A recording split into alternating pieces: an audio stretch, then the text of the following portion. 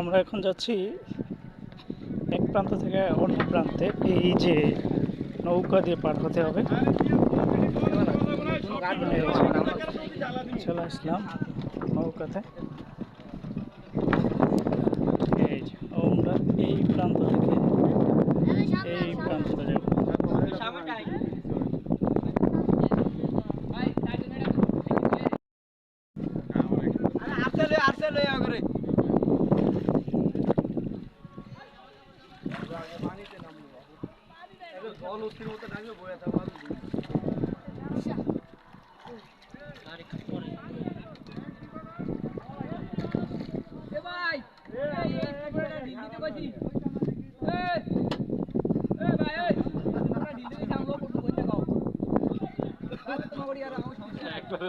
তিন ঘন্টা লম্বা লম্বা খালি আলু তো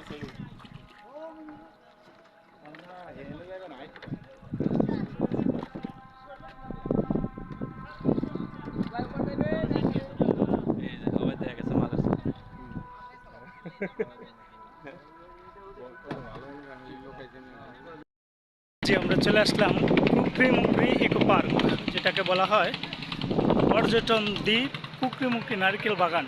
এই যে সাইনবোর্ডে লেখা আছে, এখানে আপনারা রেস্টুরেন্ট, ক্যাম্পিং, মুদি মালামাল সহ রিজার্ভ নৌকা ভ্রমণ সকল প্রকার সুযোগ সুবিধা পাওয়া যায়। আপনারা এখানে আসলে এই ব্যানারটা দেখে এখানে আপনারা আপনাদের সকল ব্যবস্থা করতে পারবেন। আপনার এই যে এই যে এখান থেকে উঠে তারপরে এই যে সিঁড়ি বেয়ে বেয়ে তারপরে হচ্ছে আপনার এই যে ওই প্রান্ত থেকে এই প্রান্তেতে আসতে হয়। আপনারা যারা স্পিড বোটের ব্যবস্থা আছে, ট্রলারের ব্যবস্থা আছে, নৌকার ব্যবস্থা আছে, আপনারা যেটা ইচ্ছে সেটা দিয়ে ঘুরতে পারবেন। অনেক সুন্দর একটা পরিবেশ, যেখানে অনেক গাছের পাতাগুলো এই যে লাল হয়ে আছে, দেখতে পাচ্ছেন, অনেক সুন্দর। হ্যাঁ, আপনাদের ভোলায় যে এত সুন্দর স্পট আপনারা না আসলে বুঝতে পারবেন না। যেটা হচ্ছে আমাদের চর কুকরিমুকরি বলা হয়।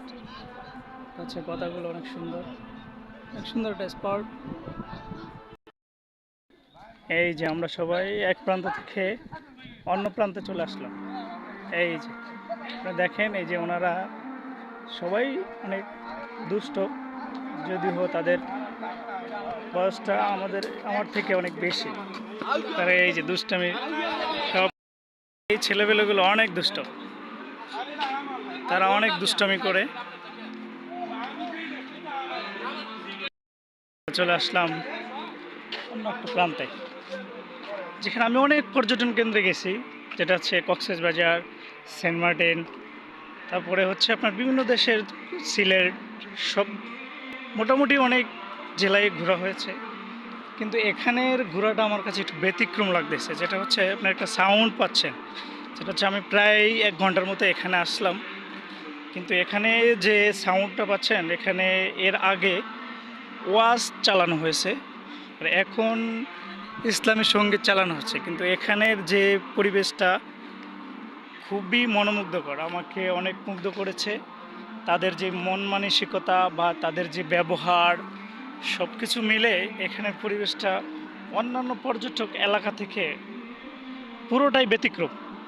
যেটা আপনারা যদি এখানে আসেন কখনো, তাহলে বুঝতে পারবেন। এই যে পথ হয়ে আপনার ভিতরে একটা রেস্টুরেন্ট আছে, আমরা ওখানে যাব, দেখব।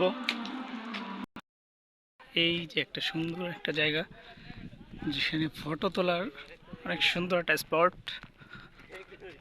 দেখতে পাচ্ছেন, একটু উপরে একতলা একটা বিল্ডিং। এই যে নদী, একবারে মেঘনার শেষ প্রান্ত। এই যে আপনারা দেখতে পাচ্ছেন, ওই যে সামনের দিকে যে সব কিছু একবারে সাদা দেখা যাচ্ছে, এরপরেই কিন্তু একবারে সাগর আর সাগর। এরপরে কি আছে হয়তো আমার জানা নেই, কিন্তু বাংলাদেশের শেষ প্রান্ত, একবারে শেষ প্রান্ত, যেখানে কোনো ফোর্সের প্রয়োজন হয় না, বা যেখানে কোনো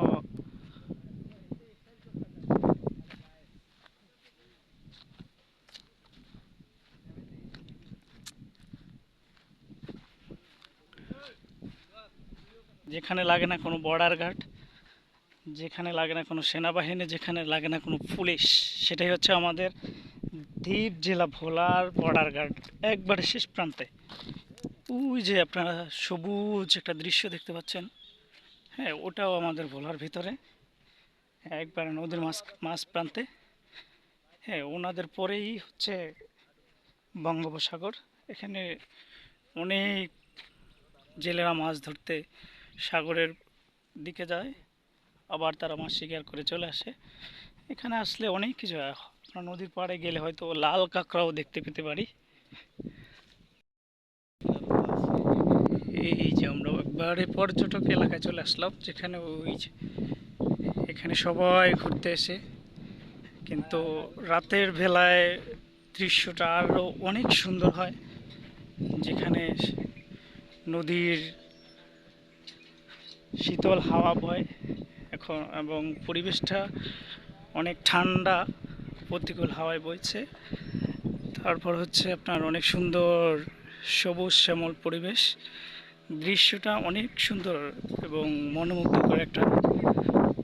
হ্যাঁ, আপনারা দেখতে পাচ্ছেন যে ওই যে একটা স্পিড বোর্ডে করে মানুষ ঘুরতে যাচ্ছে, দেখতে পাচ্ছেন কি না একটু দেখেন।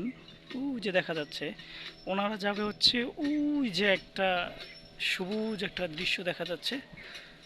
হ্যাঁ, আমি হয়তো একবারে কাছাকাছি যেতে পারতেছি না, কারণ ওখানে কাদার জন্য একটু হাঁটতে কষ্ট হয়, এই জন্য। ওখানে অনেক সুন্দর একটা পরিবেশ, আমরাও হয়তো ওখানে যাব, তখন আপনাদেরকে দেখাবো আর কি রাত্রি যাপনের ব্যবস্থা। দেখতে পাচ্ছেন অনেক সুন্দর একটা পরিবেশ, যেখানে ফ্যানের দরকার হয় না, অনেক সুন্দর।